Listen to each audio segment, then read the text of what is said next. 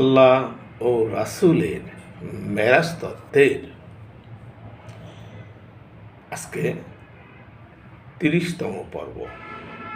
আমি এক পর্ব থেকে ২৯ পর্ব পর্যন্ত শরীয়ত এবং তরিকত এই দুটি পথের উপরে আল্লাহ এবং রাসূলের মেরাজ সম্পর্কে আলোকপাত করেছি। তা আমি ১ থেকে ২৯ পর্ব যেভাবে উপস্থাপন করেছি তারই আমি সারাংশ দুটি পর্বে বর্ণনা করব। তার মধ্যে আজকে হচ্ছে ৩০তম পর্ব, আরেকটি হবে ৩১তম পর্ব। তো দেখুন, যেহেতু কোরআনের সূরা বনী ইসরাঈলের ১ নম্বর আয়াতে মহান আল্লাহ পাক তার প্রিয় হাবিবকে রাতের বেলা ইসরা হচ্ছে আরবি শব্দ, এই রাতের বেলা ভ্রমণের ব্যাপারে যেহেতু উল্লেখ করেছেন সূরা বনী ইসরাঈল ১-এর আয়াতে, তাহলে আমরা অবিশ্বাস কেউ করতে পারবো না। যেহেতু কোরআন বলিতেছে রাতের বেলা রাসূল সাল্লাল্লাহু আলাইহি ওয়াসাল্লাম উর্দু আকাশে শরীয়তের পরিভাষায় উনি গিয়েছিলেন, আপনার মসজিদুল আকসা থেকে উনি উদ্যোগমনে চলে গেলেন। প্রথম, দ্বিতীয়, তৃতীয়, চতুর্থ, পঞ্চম, ষষ্ঠ এবং সপ্তম আকাশে গিয়ে তিনি আল্লাহ পাকের সঙ্গে মেরাজ করলেন। এখন এই যে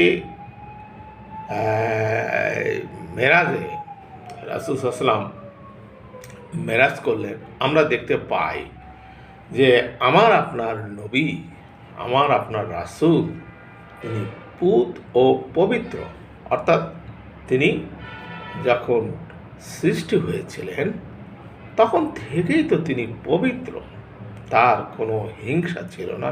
ষড়রিপুর যে প্রভাবটা তার মধ্যে সেটা ছিল না, অহংকার ছিল না। ষড়রিপুর যে ৬টি কাজ আছে,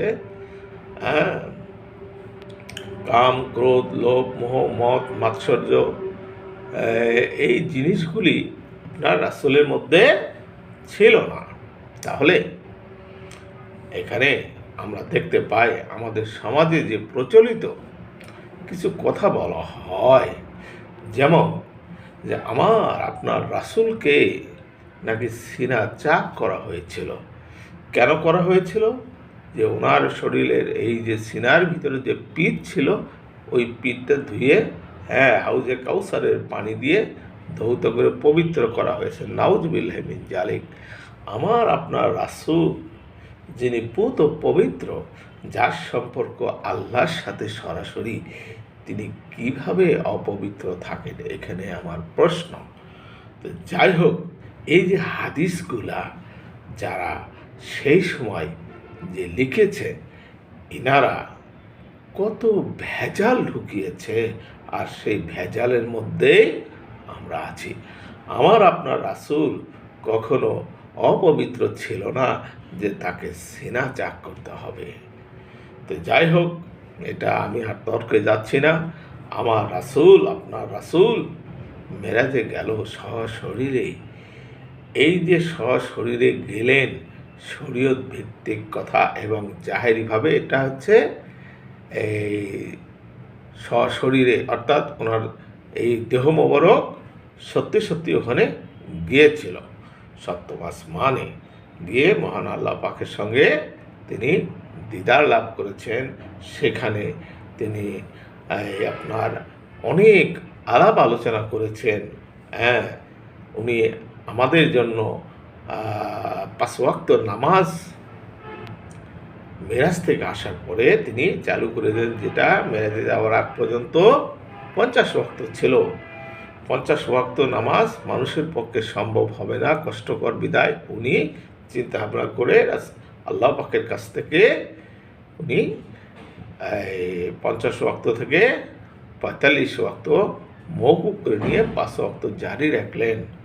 তাহলে এই আমরা যে ৫ ওয়াক্ত নামাজ পড়ি, সেটা মেরাজের পরে এবং চালু হয়েছে, এবং যেটা আমার আপনার রাসূল মেরাজ থেকে এনেছেন।